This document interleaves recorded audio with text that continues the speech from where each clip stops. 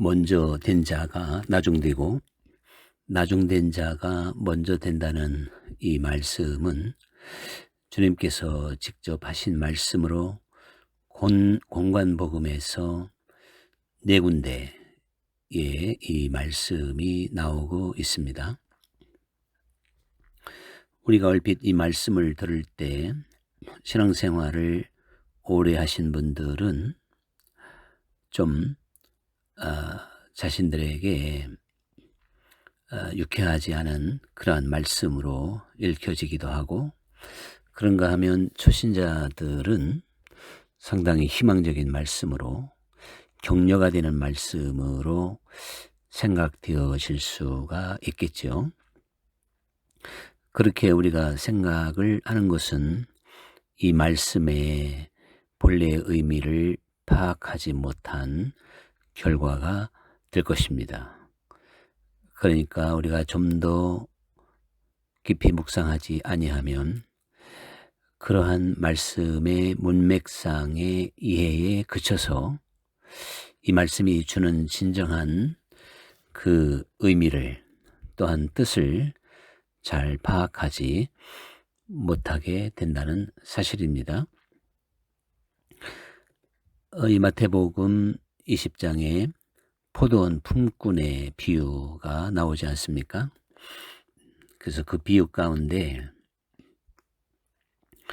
아침 일찍부터 저녁 퇴근 시간까지 일했던 사람이나 마지막 1시간을 남겨두고 온 사람들이나 똑같이 한 데나리온에 이제 품삯을 주게 된 것이죠. 그때 일찍부터 일했던 사람들이 불평불만을 하게 되니까 주님께서 바로 이 말씀을 하시게 된 겁니다. 먼저 된 자가 나중되고 나중된 자 중에서 먼저 될 자가 많으니라, 이렇게 말씀을 하시죠. 그런데 주님께서 말씀하신 중에서 비교적 이 포도원 품꾼의 비유를 통해서는 이 말씀이 쉽게 이해가 되는 듯하죠.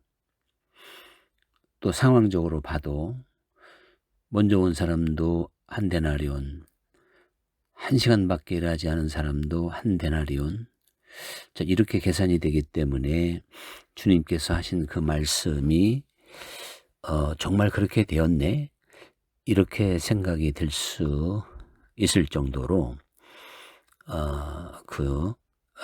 말씀 자체가 쉽게 좀 이해가 되는 것으로 여겨질 수도 있습니다.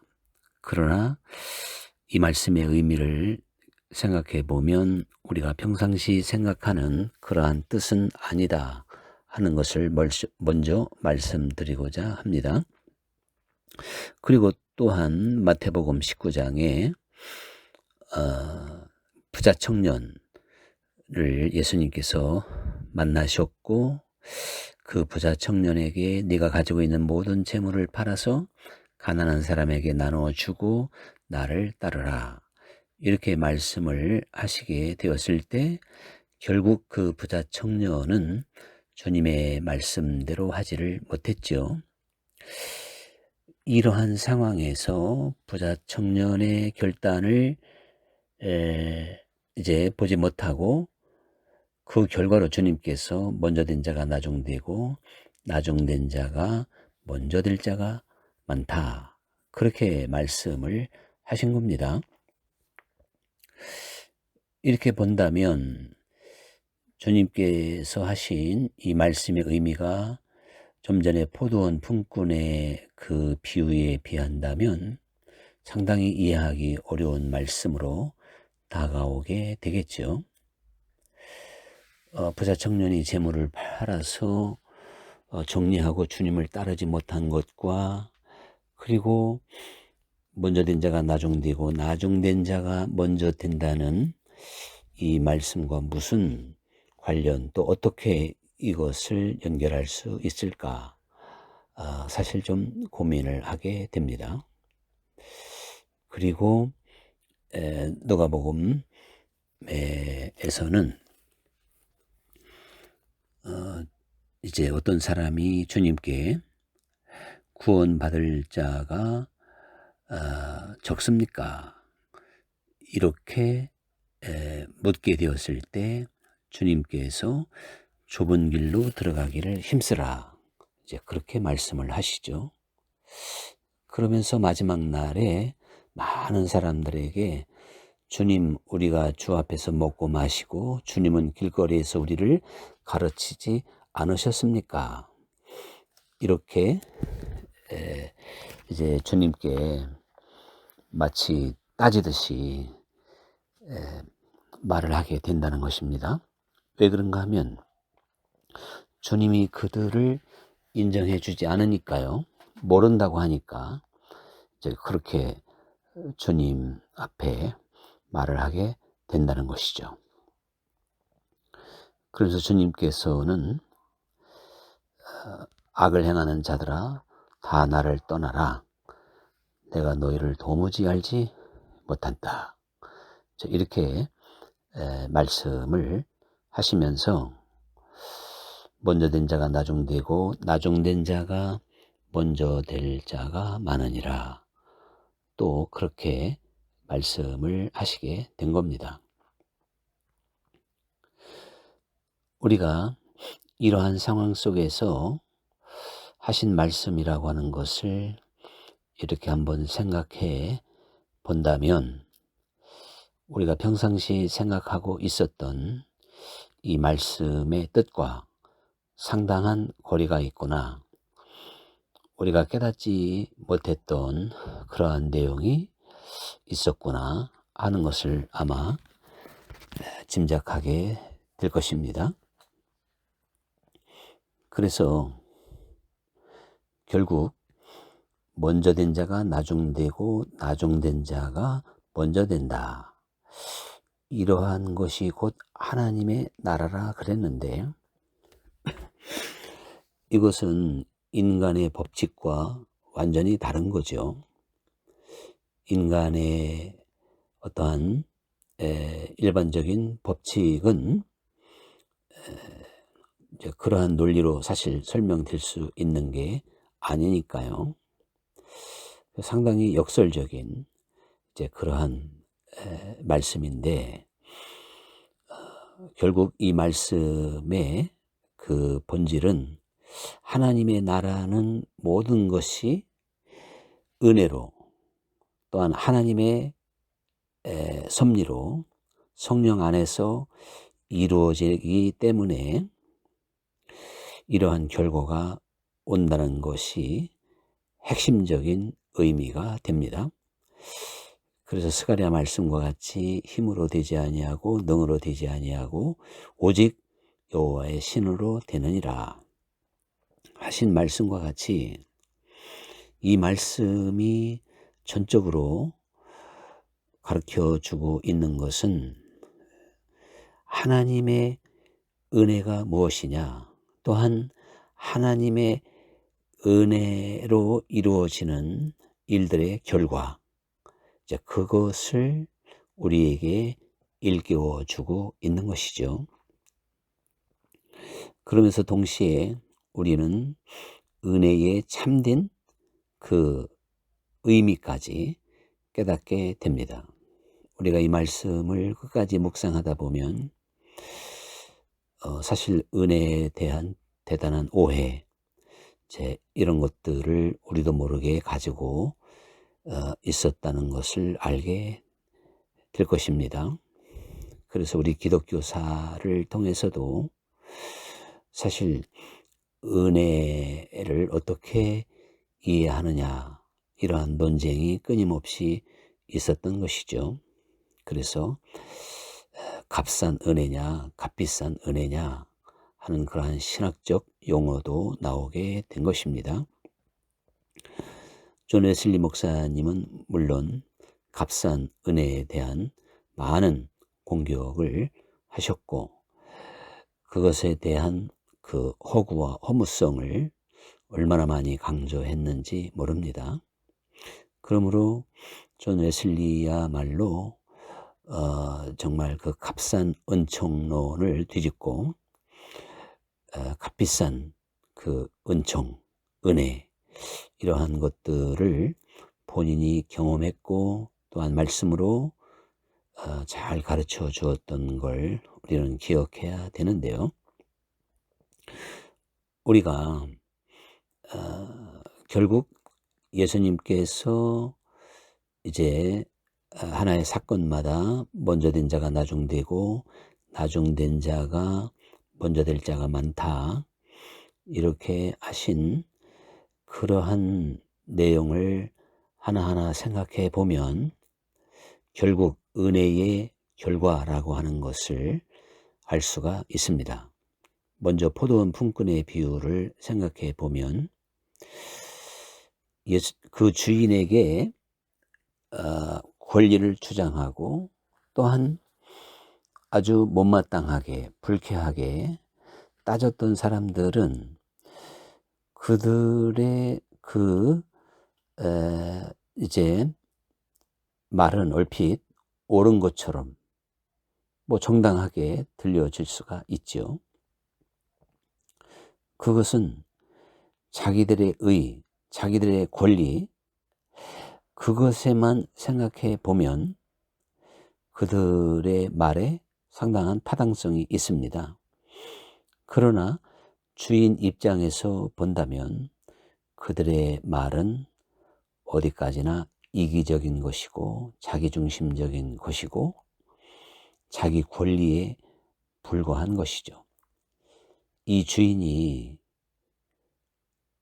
중심적으로 불쌍히 여기고 또한 모든 사람에게 똑같이 골고루 은혜를 베푼 그러한 마음을 전혀 이해하지 못한 그러한 마음들인 것을 볼 수가 있습니다. 그들이 그 주인의 참 마음을 잘 이해를 했다면 그렇게 주인의 일을 부당하다고 말할 수는 없다, 그런 이야기입니다. 그렇기 때문에 그들은 사실 나중된 자가 될 수밖에 없어요. 이 주인에게 결국 책망을 듣고 그리고 부당하게 이제 따지는 그러한 부류들로 이렇게 이제 인정될 수밖에 없었기 때문에 마지막 1시간이란 그 상황 앞에 겸손하게 그리고 감격하게 그 주인의 은혜를 온몸으로 느끼면서 감사함으로 서 있는 그 사람들에 비해서 벌써 한참 나중된 자의 모습을 보이고 있지 않습니까? 한쪽은 은혜로 마음과 얼굴이 환하게 빛나고 있는 사람이고 한쪽은 험상궂고 닫혀지고 분노하는 얼굴, 이것이 나중된 자의 모습. 아침 일찍부터 일해서 기분 좋은 마음을 가졌다가 결국은 상처받은 마음이 된 것입니다. 그런가 하면 일자리가 없어서 마지막 1시간이 남기까지 전전긍긍했던 이 사람들, 그래서 하루 온종일 괴로웠던 이들의 마음은 이제 한없이 감사하고 감격하고 감동하고 있는 먼저 된 자의 모습이다, 그런 이야기죠. 그리고 우리가 부자 청년이 이제 예수님의 말씀을 듣고도 행하지 못하고 근심하며 돌아가게 되었을 때 주님께서는 이제 이렇게 말씀을 사실 하시게 됩니다. 나와 복음을 위하여 형제나 자매나 아비나 어미나 집이나 전토를 벌인 자는 금생에서 100배로 받고 영생을 얻지 못할 자가 없느니라. 이렇게 말씀을 하시면서 그러므로 하나님 나라는 먼저 된 자가 나중되고 나중된 자가 먼저 될 자가 많으니라. 이렇게 말씀을 하신 겁니다. 말씀드렸듯이 포도원 품꾼의 비유를 통해서는 이 말씀 쉽게 이해되는 듯 하는데, 이제 부자 청년과의 만남 끝에 이렇게 말씀을 하셨을 때는 이걸 어떻게 이해해야 될까 고민하지 않을 수 없겠지요. 결국 주님께서 하신 이 말씀의 의미를 우리가 생각해 보면, 이 부자 청년은 나중된 자의 반열에 서게 된 거죠. 이 부자 청년이 어렸을 때부터 율법을 지키고 정말 아주 그 신앙생활을 열심히 했던 모범적인 청년이었습니다. 그러므로 그 자신도 자기를 인정하는 듯, 그리고 주님께 인정을 받고 싶어서 어떻게 하여야 영생을 얻을 수가 있습니까? 참 어려운 질문을 할 만큼 그 자신만만한 그러한 모습이었던 것이죠. 이것은 분명히 먼저 된 자의 모습이라고 볼 수가 있습니다. 그런데 예수님의 말씀을 듣고 그는 근심하며 돌아가서 결국에는 예수님의 말씀을 따르지를 못했습니다. 그래서 이 부자 청년은 나중된 자가 될 수밖에 없었던 것이죠. 그런데 이 부자 청년이 진정한 먼저 된 자가 된다고 하는 것은 사람의 힘으로, 능력으로 안 되는 것 아니겠습니까? 주님께서 나와 복음을 위하여 이 모든 것을 다 팔아야 된다고 하는, 제가 그 말씀을 반복하지는 않습니다만은, 알고 있는 이러한 내용들이 이게 사람의 어떠한 결단으로 될 수 있나요? 내가 하고 싶어서 할 수 있을까요? 안 되는 것입니다. 그런데 끝까지 못한다면 나중된 자로 남을 수밖에 없는 거고요. 할 수 있다면 먼저 된 자가 되는 것입니다. 그러므로 결국 이제 포도원 그 농장에서 1시간밖에 일하지 않고 한 데나리온의 큰 돈을 받고 감격했던, 주인의 은혜에 감사했던 그 사람들처럼 하나님의 은혜만이 우리의 마음을 움직이고 감동시키고 우리에게 능력을 주어서 우리의 모든 것을 다 부인할 수 있고 참 주님 앞에 내려놓을 수 있는 그러한 일이 가능하다고 하는 것을 지금 주님께서 말씀하시고 있는 겁니다. 그러므로 제자들이 어떻게 우리가 그렇게 할 수 있습니까? 이제 놀라게 되었을 때 사람은 할 수 없지만 아버지가 하시느니라, 이렇게 말씀을 하셨잖아요.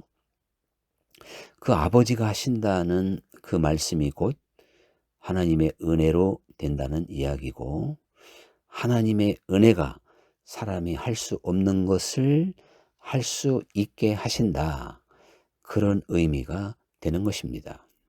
주님께서는 분명히 말씀을 하신 겁니다. 나와 복음을 위하여 너의 모든 것을 다 팔 수 있다면 너는 먼저 된 자가 되는 것이고, 그렇지 못하다면 여전히 나중된 자로 남을 수밖에 없다. 이렇게 말씀을 하시게 된 겁니다. 그런가 하면 이제 또 마가복음에서는 이제 결국 주님께서 마지막 날에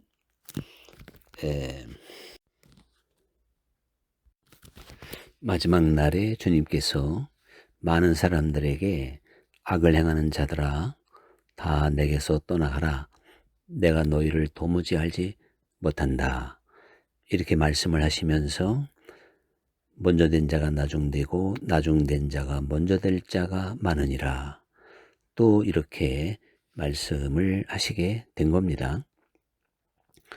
그러면 그 마지막 날에 악을 행했다고 떠나라 한 사람들은 누구냐면, 그들이 주님께 바로 우리는 주 앞에서 먹고 마시고 또한 주님은 길거리에서 우리를 가르치지 않으셨습니까?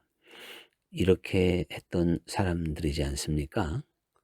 그런데 그들이 결국 나중된 자가 된 거죠.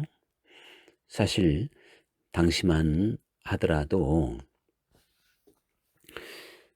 예수님을 직접 만나고 또 예수님과 함께 먹고 마셨던 오병이어의 자리, 칠병이어의 자리, 뭐 기타의 자리, 이거 대단한 먼저 된 자의 모습이라고 볼 수도 있을 겁니다.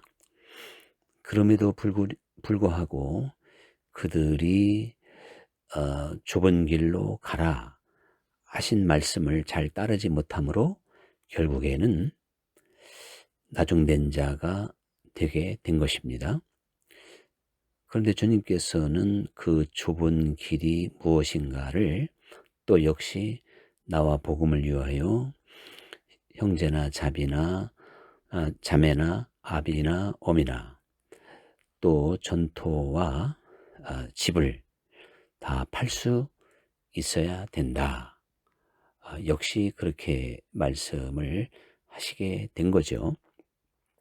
자, 이러한 말씀은 실제적으로 우리가 어떠한 것을 판다, 여기에 초점을 맞추기보다는 신앙의 세계는 자기 부정, 주님 앞에 나 자신의 모습을 온전히 보는, 그러므로 나의 무가치, 나의 존재 자체를 깊이 깨달아 알 수 있는 그러한 세계가 사실 그 말씀의 의미의 본질이 되는 건 사실입니다. 그런데 결국 주님께서 먼저 된 자의 그 반열에 서는 사람들의 특징은 사실 하나님의 은혜로만 나타날 수 있는 열매라고 하는 것을 보여주고 있는 것이죠. 이것이 바로 사람은 할 수 없지만 아버지는 하시느니라 하신 말씀이라는 것을 다시 한번 깨닫게 됩니다. 그러므로 우리는 이 하나님의 나라는 은혜로 되는 나라이기 때문에 우리가 이 은혜가 역시 값싼 은혜가 아니라 아주 값비싼 은혜로서 그 은혜의 결과, 즉 열매가 얼마나 귀하고 강력한 것인가 하는 것을 분명히 깨달을 수가 있는 것이죠. 그래서 히브리서 기자는 하늘에서 내리는, 즉 자주 내리는 비가 온 땅을 적시고 또한 싹을 틔우고 꽃과 열매를 맺게 하는데, 하물며 하늘에서 내리는 비, 즉 하나님의 은혜가 너희를 새롭게 하지 못하겠느냐, 그렇게 말씀을 하시게 된 겁니다. 우리가 이 땅이 가물었을 때와 또한 단비가 내렸을 때 만물이 어떻게 달라지는지 분명히 알 수가 있습니다. 이와 같이 은혜를 받지 못한 심령과 하나님의 은혜를 받은 심령의 차이는 또 어떠한 것인지, 이게 바로 먼저 된 자가 나중되고 나중된 자가 먼저 된다 하는 그러한 큰 변화를 일으키게 되는 것이죠. 그래서 먼저 된 자, 나중된 자, 이것은 어떠한 시간의 개념도 아니고 서열의 개념도 아니고 위치의 전복, 즉 위치의 바뀜을 말하고 있는 것입니다. 그래서 나중된 자가 에스카토스라고 해서 가장 낮은 자리, 낮은 위치, 그것은 제외되는 자리다라고 하는 헬라어의 원뜻이 있죠. 그리고 먼저 된 자, 라고 하는 것은 프로토스라고 해서 어, 그러니까 최고의 자리 또한 중심, 그것은 제외되지 않는 그러한 자리라는 의미가 되는 것입니다. 그러므로 이 나중된다고 하는 것은 위험하기 짝이 없는 것이고, 우리는 하나님의 은혜는 반드시 우리를 먼저 된 자, 하나님의 관심의 대상, 하나님의 그 약속의 자리, 그 위치에 세우게 된다라고 하는 것을 알아야 되는 것입니다. 그래서 하나님의 은혜가 정말 모든 것을 가능하기 때문에 우리가 우편 강도의 이야기를 한번 생각해 본다면, 사실 우편 강도가 하나님의 은혜로만 예수님을 그 긴박한 순간에 메시아로 볼 수 있었고 구세주로 받아들일 수가 있었던 것입니다. 자기와 똑같이 죄인의 모습으로 고통을 느끼면서 신음소리를 내며 목마름 가운데 죽어가는, 어찌 보면 자기보다도 더 연소해 보일지도 모르죠. 그러한 청년과 같은 예수님을 보면서 어떻게 인류의 그 메시아로 인정할 수가 있겠냔 말이죠. 이것은 오직 하나님의 은혜로만 가능한 것이다.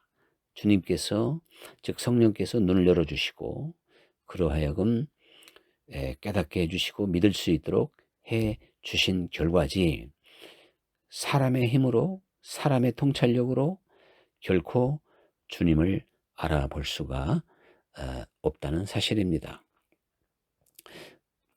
그러므로 이 부자 청년의 이야기를 우리가 잘못 사실 복음에 적용해서는 안 되는 것이죠. 그저 내가 죽기 전에 예수님, 저를 낙원에서 기억해 주십시오, 이렇게 말하는 것이 마치 진정한 신앙의 고백인 것처럼 생각을 해서는 안 된다는 사실입니다.